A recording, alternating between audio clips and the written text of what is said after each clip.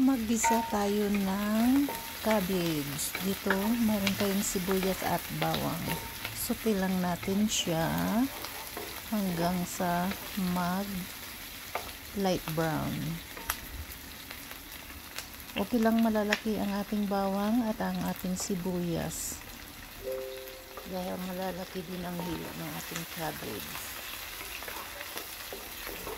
Olive oil ang gamit ko, guys, always.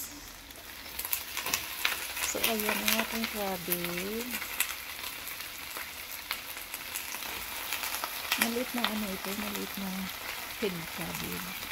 So, bisa na natin lahat. Walang halong karni. Ano lang siya. Kasi yan ang ating pinaka, side dish sa ating ulam.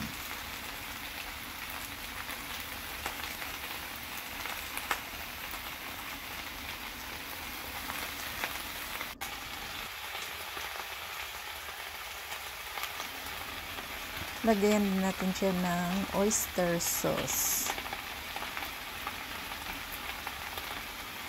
Ayan. Yan ang ating pang-timpla. Oyster sauce, black pepper, at saka chicken powder.